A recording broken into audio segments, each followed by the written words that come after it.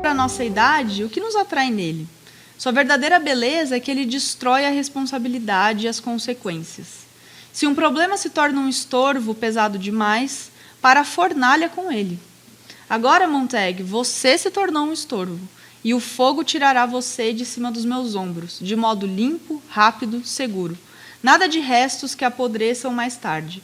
Antibiótico, estético, prático. Então, olha aí como que, né, chegando na casa da senhora, explicando, isso aqui é um caráter didático, né, o personagem aprendendo coisas e a gente vai aprendendo junto como que funciona, né, o sistema. Então, não precisa ter um era uma vez, uma sociedade, que tal. É um personagem conversando com o outro. A gente percebe que o totalitarismo se instituiu de uma maneira, né, muito dissipada. Não teve decreto. Isso foi, né, acontecendo. E aí, depois, né, a questão de que o Montag está fugindo das regras e, por fugir das regras, ele também vai ser exterminado de uma maneira bem ali, né? Antibiótico, estético, prático. Me digam comentários, impressões, questões. Nesse trechinho aí.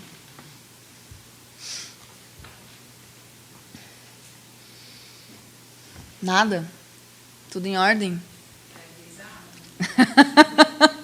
Sua verdadeira beleza é que ele destrói a responsabilidade e as consequências. Exato. Lembra muito... fala. A observação sempre teme o que não é familiar. Ao invés de despertar curiosidade, eu tenho medo e eu me afasto, eu destruo, né? Exato. Taca fogo, taca fornalha. Exato. Lembra muito as perseguições de... geralmente os primeiros cortes, né? Sobe a taxação de livros, né? Enfim, todas as...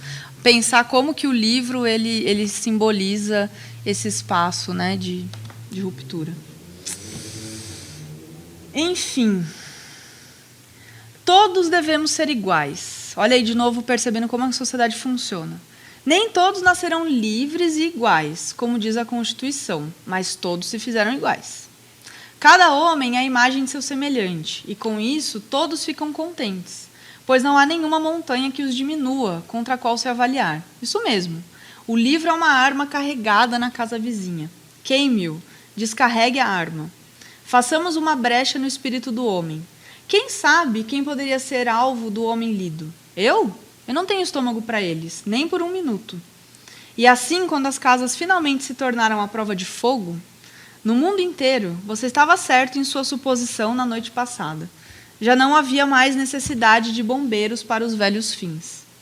Eles receberam uma nova missão, a guarda de nossa paz de espírito, a eliminação de nosso compreensível e legítimo sentimento de inferioridade, censores, juízes e carrascos oficiais. Eis o nosso papel. Olha que brilhante, né? A sátira. Eis o nosso papel, Montag, o seu e o meu. Vejam como que a ironia ela tá posta. Não a ironia cômica, mas a ironia de, né? Justamente o que deveria se esperar de uma instituição como os bombeiros, eles vão fazer exatamente o oposto. Me digam. Impressões, comentários, dúvidas.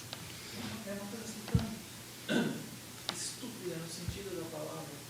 Né? Você tem um sentimento de inferioridade, que pode ser legítimo quando você se compara com os outros, mas em vez de você buscar melhorar nada, você achata todo mundo, porque assim, eu não tenho estofo para melhorar. Então eu vou reduzir todo mundo à minha insignificância. Né? Nivelar para baixo.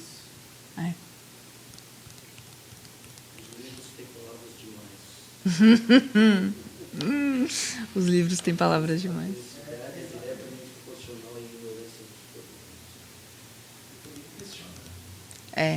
Exato.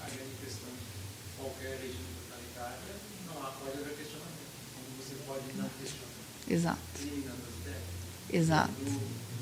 Que é alguma coisa de fácil consumo que te divirta, né? Uhum. Você viva num mundo que acha que está tudo perfeito, que são as telas, Uhum. a todo tempo, com histórias que não tem nada a ver, Uhum.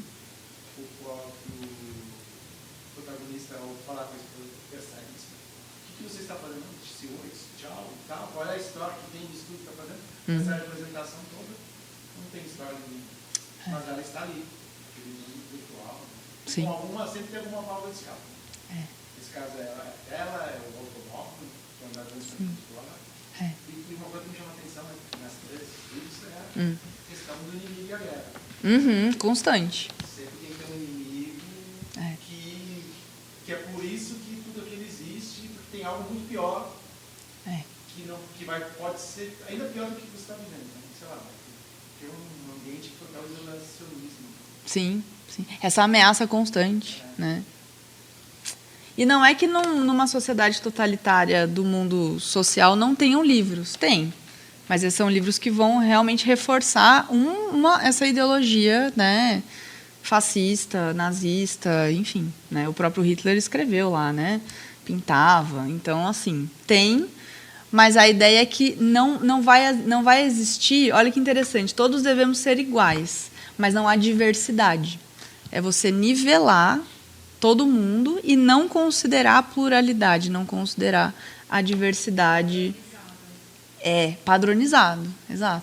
Por isso que é muito comum nessas obras, principalmente quando a gente vê no cinema, né, a roupa, deixar todo mundo na aparência física parecido, corta o cabelo, né, no V de Vingança, né, que raspa o cabelo, né, da protagonista, os uniformes, cada um usa a roupa de uma cor, para justamente deixar igual, mas não a igualdade que emancipa, mas a igualdade que nivela. Faz tempo que eu li esse livro, né? Agora revendo, é engraçado, o Pai fez uma época com outro livro que eu gosto muito, mas que não é um exclusivo, que é A Menina que Roubava Livros. Total. Sim. E o livro, nem mesmo, porque o livro, além de ter a impressão, ele tem trechos, né? O designer do livro lá fez de uma maneira sensacional.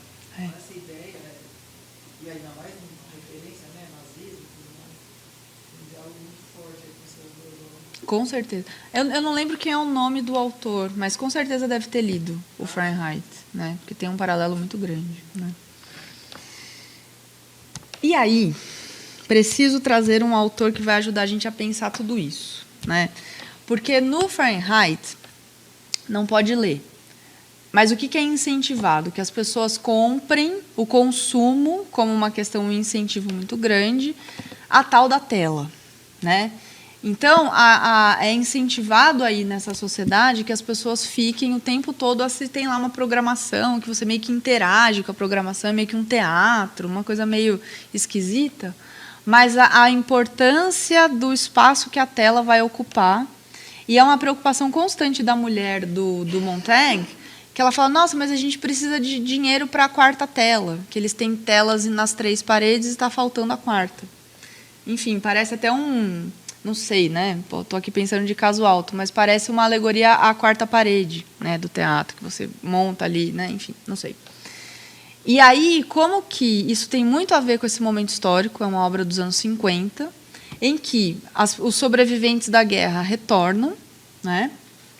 E aí existe um crescimento muito grande, né, da televisão, do cinema, e principalmente porque, né, tem todo esse paradigma de que através da tela eu consigo espalhar a mesma mensagem para muitos lugares do que se eu fosse, sei lá, numa peça de teatro, que você precisa estar ali fisicamente vendo os atores, e aquilo vai acontecer só com aqueles atores. Você pode ter a mesma peça em outros lugares, mas, né, a ideia é de massificar a técnica, né, que é uma coisa que na Escola de Frankfurt, por exemplo, eles vão comentar bastante. E aí tem um autor, né, o Guy Debord, que ele vai explicar um pouco como que funciona essa dinâmica da sociedade do espetáculo. Né? Então, é a ideia desse espetáculo em que a gente fica meio que inerte, a gente fica ali sugando as informações e sem pensar por conta própria. Você absorve, você engole, né? Sem procurar e sem ter a ilusão do livre-arbítrio. Né? Ele vai dizer o seguinte, A sociedade do espetáculo é, pelo contrário, a forma que escolhe o seu próprio conteúdo técnico. Então, a forma, por exemplo, aqui com TV, você tem canais, e pensando que TV dos anos 50, algumas horas de programação, não tinha, né, a programação o tempo todo, algumas coisas ao vivo, algumas coisas gravadas. Então, essa forma ela vai moldar o conteúdo.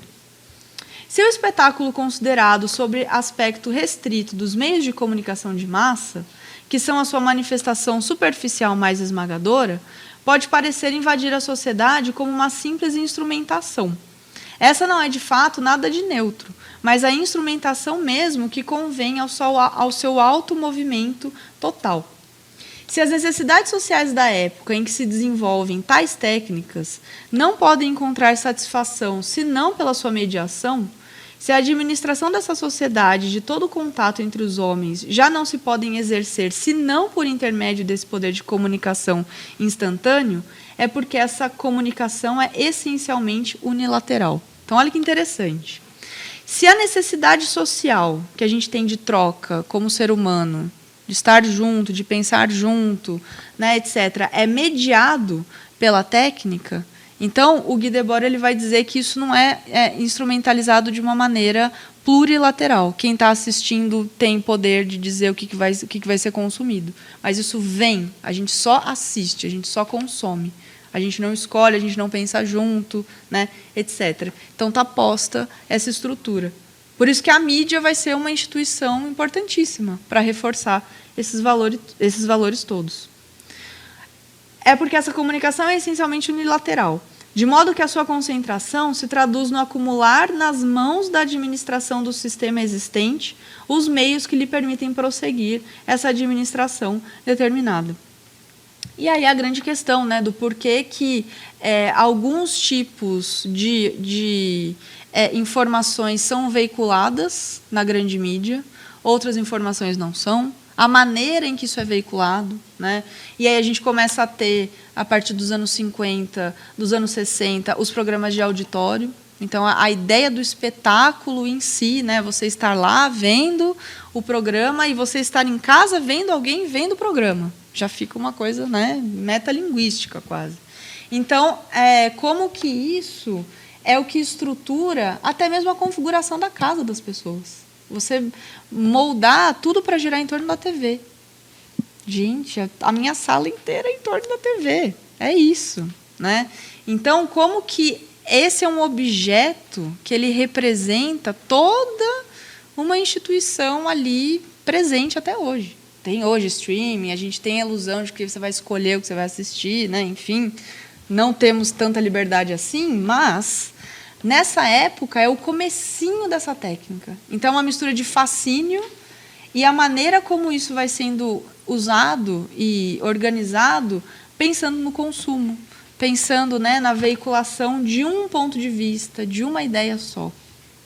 Enfim, me contem. Questões. Já conheciam esse texto do Debord? Escrever muito a questão que a gente teve na aula terça, de vários, por exemplo, times diferentes, tem cada campeonato estabelecido para as pessoas terem que comprar diferentes streams para acompanhar seu time. Depois a gente vê hoje com filmes, com séries. Né? Exato. Então, o formato da TV que a gente tinha antes com canais, depois isso virou a TV a cabo, e agora a TV a cabo meio que virou streaming. Antes você assinava um só, era um monopólio, agora você tem que assinar todos para conseguir ter acesso aos objetos todos, né?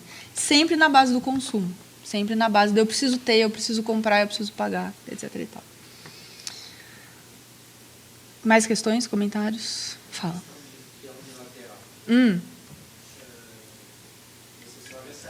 Mas aí me pergunto, o teatro animação, qual é a diferença?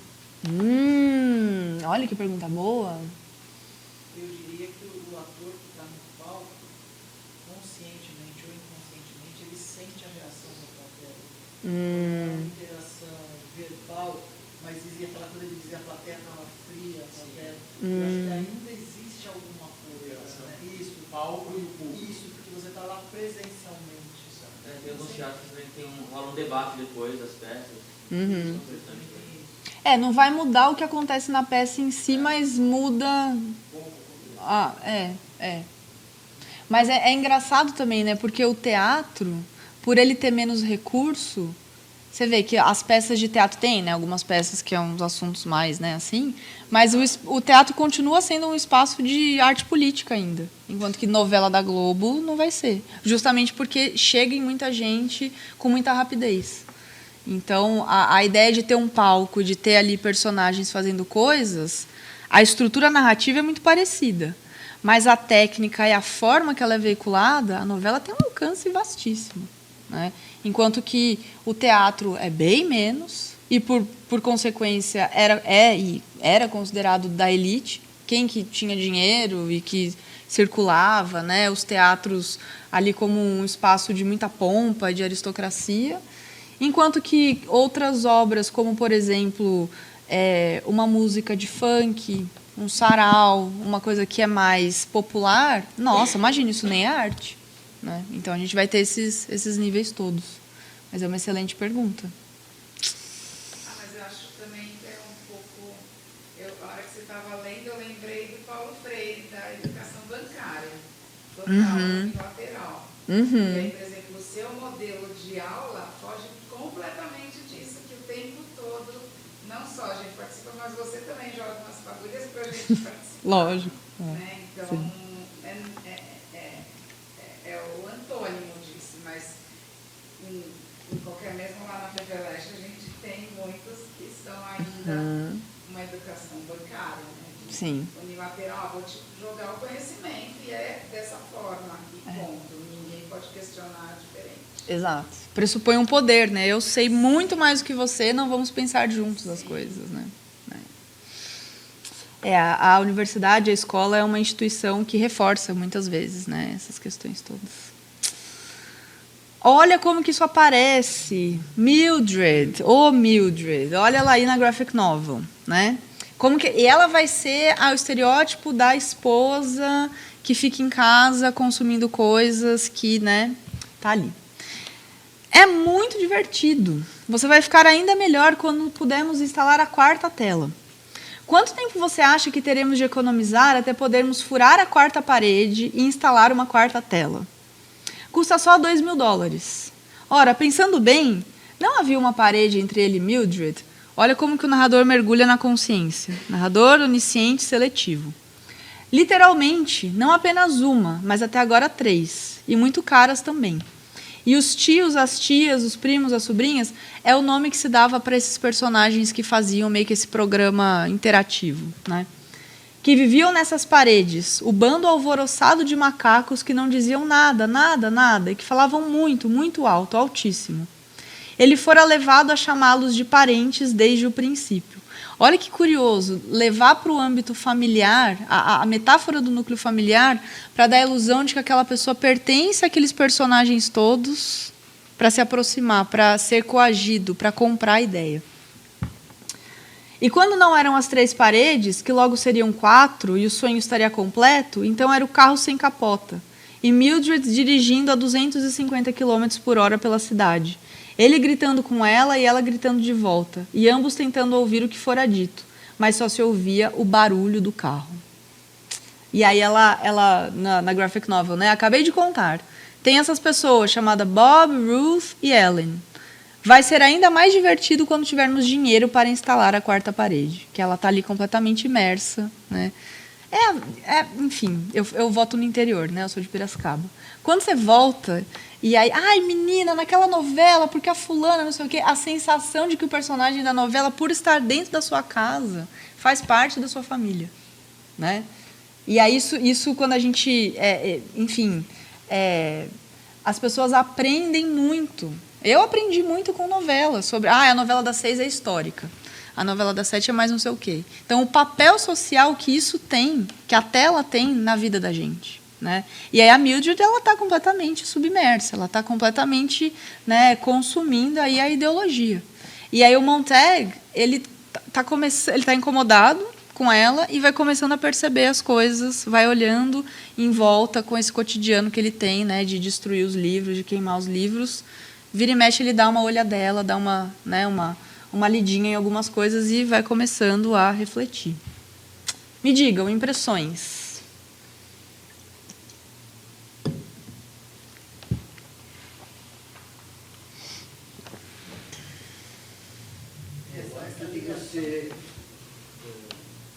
repetidamente a mesma coisa, no mesmo horário. Isso traz uma familiaridade, né? Que você estava falando, eu estava lembrando, eu fui professor, estava na sala de professores, tinha duas pessoas conversando, porque se preocupavam com o que elas estavam falando, aí depois, mas era novela.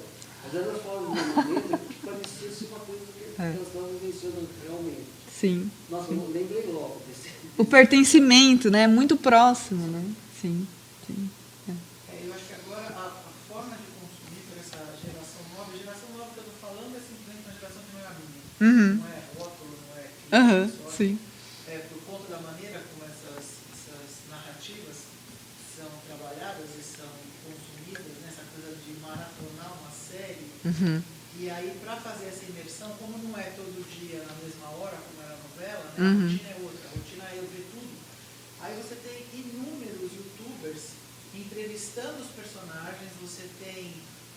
eu vi uma ex-aluna outro dia no Facebook, faz um tempo, ela tinha assistido aquele Euphoria, mas ela estava alucinada. Todas as postagens dela eram sobre os personagens, assim, fazendo paralelo da vida dela com esses personagens o tempo todo, quer dizer, é a mesma coisa, né? Essa questão da familiaridade, ela não chama de parente, mas é uma outra forma de manter essa ligação, né, com uma pessoa que você acha que conhece, na verdade você está lidando com um personagem, você não está com aquela pessoa.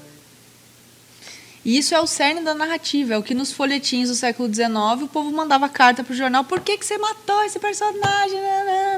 Então, a forma ela vai mudando, mas olha como que isso mexe com a gente. E até hoje, tá, gente, mas olha, por quê?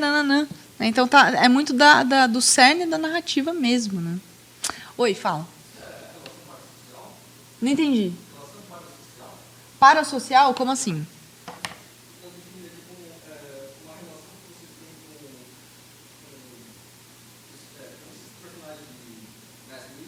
Tem uma relação com a familiaridade melhor do que tem. Você acha que você tem uma relação de familiaridade que você realmente não tem. Porque daí a gente vai ter, por exemplo, o personagem, ele não existe. Nada na história existe. Mas esse personagem, essa história é fruto de um mundo. Então, vão ter obras que a gente vai ler e falar, nossa, não me identifiquei com nada. Então, não bate muito com o nosso referencial. Vão ter obras que pegam muito, né, no nosso momento histórico, no nosso ponto de vista, na nossa classe social, né, enfim. Mas tem a ver com isso da constituição de, tipo, o personagem, mesmo quando ele não é humano, ele tem personalidade, ele tem gostos, ele tem desejos. Né? Então, como que extrapolar isso, refletir sobre os dilemas, né, da humanidade nesse formato da narrativa. Aí se estabelece essa relação parasocial. Né? Porque aí elementos sociais aparecem na arte, os elementos artísticos vão interferir. O bate-boca, né, o burburinho sobre a obra, isso dissemina reflexões, né? Enfim, as coisas vão se alterando, né, e tudo mais. Faz sentido? Beleza. Então, nesse caso, não é mais uma crítica a esse consumo vazio. Sim. Não é arte isso. Não. Senão, se eu fosse pensar em relacionamento com um personagem, não tem livro, não tem justificativo da jovem Berto, do jovem Vigueiro. Teve uma onda de suicídio depois daquele livro. Quer dizer, maior influência que isso, né? O livro levou vários jovens a se suicidarem pelo amor. E é uma obra de arte. E aí não é uma obra de arte, é um fato vazio, não há construção nem de personagem, nem de enredo, nem de nada. É assim, a ilusão de estar fazendo parte de algo sem sentido. Sim. Eu acho que a arte sempre te provoca a pensar. Né? Para mim, ser arte é isso. Né? É um blockbuster que te faz passar o tempo. Eu vejo isso mais como uma crítica aos blockbusters, por exemplo, que você começa, é um entretenimento, mas você sai sem nada, né? Porque é algo que te choque, que te faça pensar, repensar na vida. Isso aí. Acho que aqui mais como crítica isso. Sim. É claramente uma sátira essa massificação. E aí, acho que isso do parasocial que ele comentou é a gente olhando para Mildred e vendo várias Mildreds, ou às vezes a gente muitas vezes é a Mildred. sabe? Então é meio que a obra de arte falando sobre essa relação que os personagens têm. É muito metalinguístico, né? Então é um livro falando sobre livros, né? A gente vendo personagens entrando em contato com outras histórias, né? Aí vão tendo, né, esses níveis todos. E aí é muito bacana, né? Eu estava vendo o prefácio na graphic novel. O Bradbury, ele viveu muito tempo, né? Então ele acompanhou a adaptação para o cinema, e aí ele faz uma introdução para a graphic novel em si, ó, é de 2009, a introdução que ele faz para essa... Eu não lembro que ano que ele morreu, mas é recente. E aí é bacana porque ele viu a obra dele se desdobrando, né? E aí para 2012, 10 anos, olha aí. E aí, para a edição da graphic novel em si, ele vai fazer um prefácio muito bacana que ele vai refletindo, né, sobre o legado da obra como um todo. Gostaria de sugerir a quem ler esta introdução que tome um tempo para citar o livro que mais gostaria de memorizar e proteger dos censores ou bombeiros. Eu preciso dar um spoiler. O que acontece? O Montag, ele vai lá, começa a ler os livros, etc. e tal.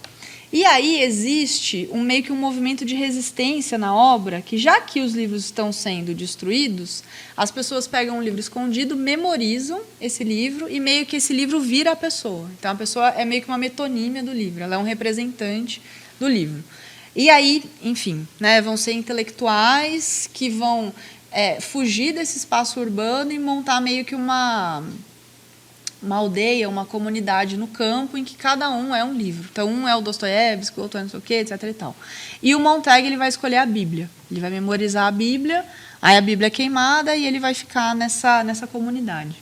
E aí a reflexão que o Bradbury faz, né? Então, tome um tempo para citar o livro que mais gostaria de memorizar e proteger dos censores ou bombeiros.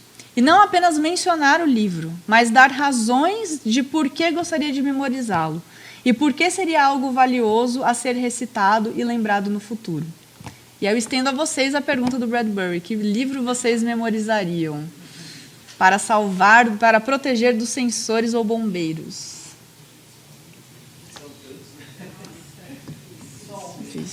Só um.